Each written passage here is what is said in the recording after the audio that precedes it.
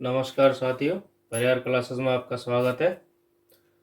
आज हम भाग 4 को देखेंगे, जिसमें राज्य के नीति निर्देशक तत्व दिए गए हैं, जिनको इंग्लिश में डीपीएसपी भी कहते हैं।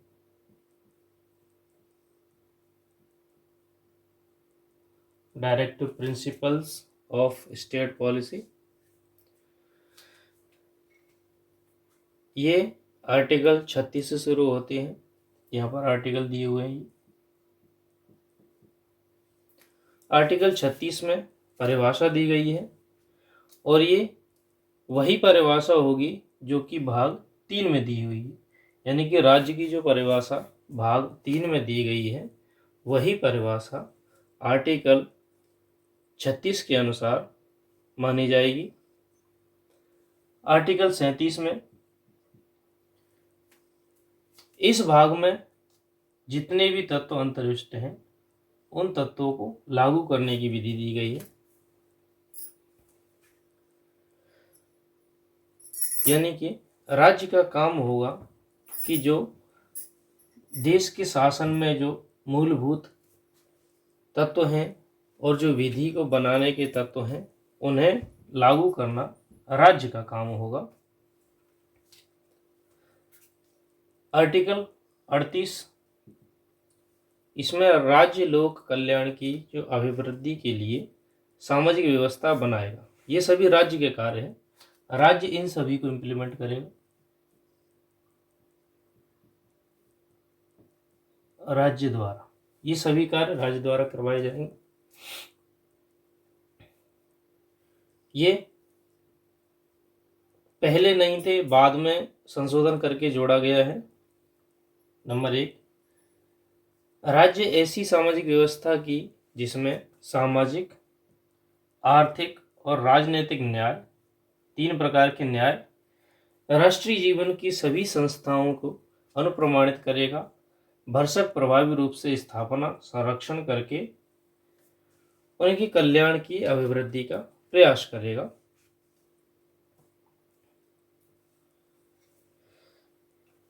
इसी में अगला पॉइंट है, राज्य विशिष्टतया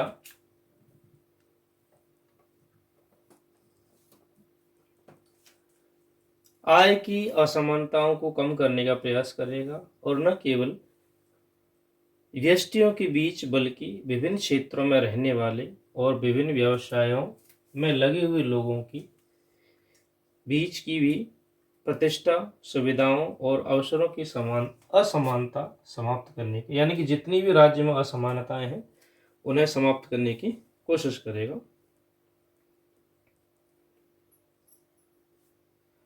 अब आता है आर्टिकल 39। यह राज्य द्वारा अनुसरणीय कुछ नीति तत्व हैं, कुछ तत्व बनाए गए हैं, जैसे कि पुरुष व स्त्री सभी नागरिकों को समान रूप से जीविका के पर्याप्त साधन प्राप्त करने का अधिकार होगा। यानी कि चाहे वो पुरुष हो चाहे स्त्री हो, वे अपने जीवन को चलाने के लिए पर्याप्त साधन समान रूप से प्राप्त कर सकते हैं। दूसरा है, समुदाय के भौतिक संसाधनों का स्वामित्व और नियंत्रण इस प्रकार बंटा हो जिसमें सामूहिक हित सर्वोत्तम हो। यानी कि जो भौतिक संसाधन बांटे गए हैं, वे किसी एक व्यक्ति के हिस्से में नहीं होंगे, सभी में बराबर बराबर हो या आवश्यकता के अनुसार सभी के पास होने चाहिए। तीसरा पॉइंट है, आर्थिक व्यवस्था इस प्रकार चले जिससे धन और उत्पादन संसाधनों का सर्वसाधारण के लिए हितकारी संकेंद्रण अहितकारी संकेंद्रण ना हो। यानी कि जो धन एवं अन्य संसाधन है, वो किसी एक व्यक्ति के पास नहीं हो, ताकि कोई एक व्यक्ति केवल उनका फायदा उठा सके। अगला पॉइंट है, पुरुषों और स्त्रियों दोनों का समान कार्य के लिए समान वेतन होगा, सैलरी सेम होगी, चाहे वो पुरुष हो या स्त्री हो। अगला पॉइंट है, स्त्री और पुरुष कर्मकारों के स्वास्थ्य और शक्ति तथा बालकों के सुकुमार व्यवस्था का दुरुपयोग न हो और आर्थिक आवश्यकताओं विवश होकर नागरिकों को ऐसे रोजगारों में न लाना पड़े जो कि उनकी आयु एवं शक्ति के अनुकूल न हो, यानी कि ऐसे कार्य नहीं करवाएंगे जो कि उनके लायक नहीं हो या उनकी शक्ति से परे हो। आर्टिकल 39 का ही एक और पार्ट है का, जिसे कि बाद में संविधान संशोधन करके जोड़ा गया था, 44वें संविधान संशोधन में ही जोड़ा गया था ये, कि सभी के लिए समान न्याय होगा और निःशुल्क विधिक सहायता दी जाएगी सरकार के द्वारा।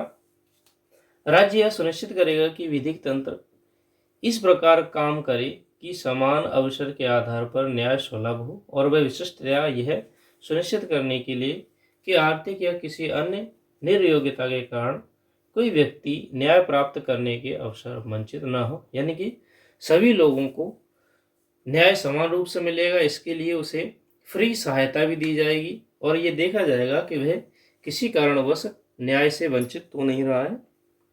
अगला आर्टिकल है 40। इसमें ग्राम पंचायतों का गठन करेगा राज्य। स्वायत्त शासन हेतु ग्रामीण क्षेत्रों में या ग्रामीण लेवल पर ग्राम पंचायतों का गठन किया जाएगा। ये विभिन्न संविधान संशोधनों के द्वारा कौन कौन जोड़े गए थे वही है।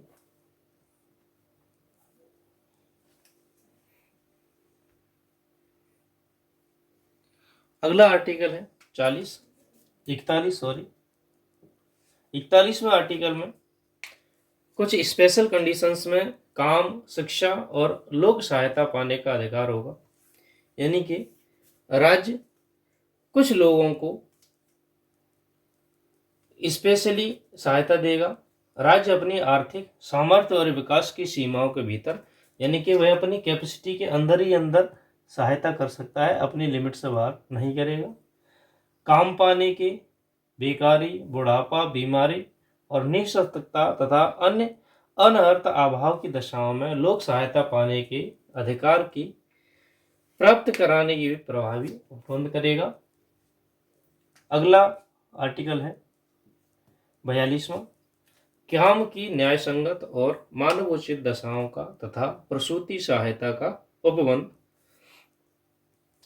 ये फैटर्निटी लीव है, यानी कि कोई भी काम होगा वो न्याय संगत होना चाहिए, मानव के लायक होना चाहिए, और जो प्रसूति हैं, जो गर्भवती महिलाएं होती हैं, उनके लिए विशेष उपबंध किए गए हैं आर्टिकल 42 में।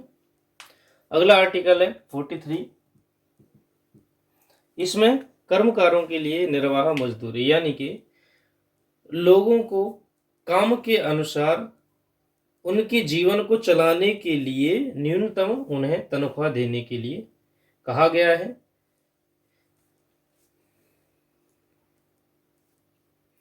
इसमें 43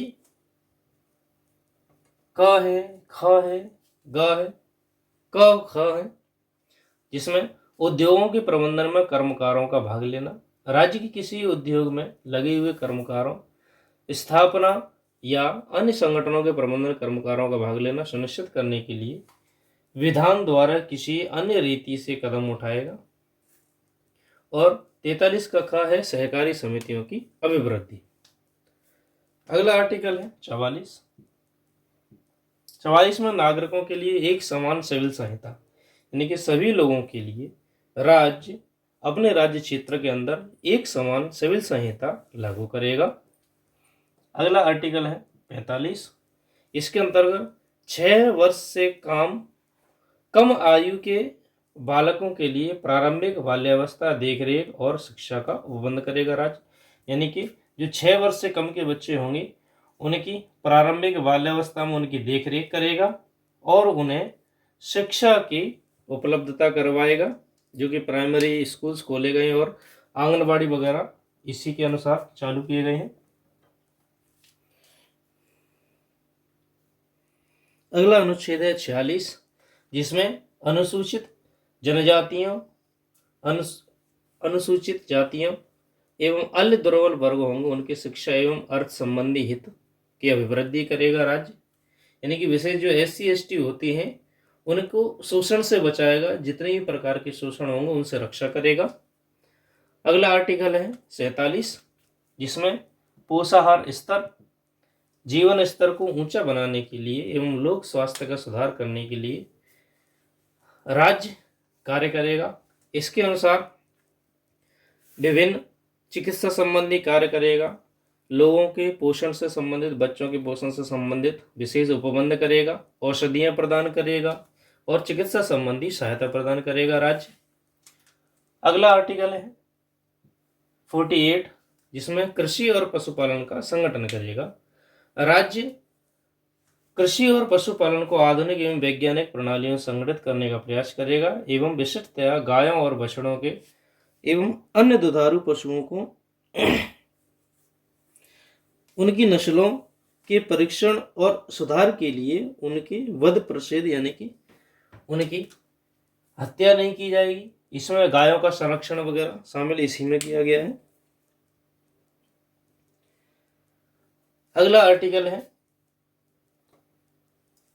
आर्टिकल 48 का है, जिसमें पर्यावरण का संरक्षण, संवर्धन एवं वन तथा वन्य जीवों का संरक्षण दिया गया। ये स्पेशली याद करना इंपॉर्टेंट है कि पर्यावरण संरक्षण किसमें दिया गया है। वनों का बढ़ाना, वनों को बनाए रखना एवं वन्य जीवों की रक्षा करना किस डीपीएसपी में दिया गया है, तो वो है डीपीएसपी आर्टिकल 48 का। ये सभी का राज्य लागू करेगा। अगला आर्टिकल है 49, जिसमें राष्ट्रीय महत्व की जो स्मारक हैं, स्थान है एवं वस्तुओं का संरक्षण करेगा। विभिन्न कलात्मक जगह हैं, उनके विनाश एवं उनकी में क्षति होती है, उन क्षतियों से राज्य उनकी रक्षा करेगा। अगला आर्टिकल है कार्यपालिका से न्यायपालिका का पृथक्करण। राज्य अपने कार्यपालिका को न्यायपालिका से अलग रखेगा ताकि कोई भी अपनी शक्ति का दुरुपयोग न कर सके। अगला आर्टिकल है 51, जिसमें अंतर्राष्ट्रीय शांति और सुरक्षा की अभिवृद्धि की जाएगी। जिसमें राज्य क्या काम करेगा, अंतर्राष्ट्रीय शांति और सुरक्षा में वृद्धि करेगा, राष्ट्रों के बीच न्याय संगत और सम्मानपूर्ण संबंधों को बनाए रखेगा, संगठित लोगों द्वारा एक दूसरे के व्यवहारों को अंतर्राष्ट्रीय विधि और संधि बाध्यताओं के प्रति आदर बढ़ाने का और अंतर्राष्ट्रीय विवादों में मध्यस्थों द्वारा निपटारे की प्रोत्साहन देगा।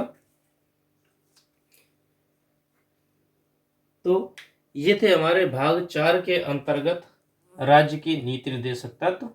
अगर वीडियो पसंद आई हो तो चैनल को सब्सक्राइब करें एंड लाइक करें। हमारा चैनल आएगा सर्च करने पर परिहार क्लासेस।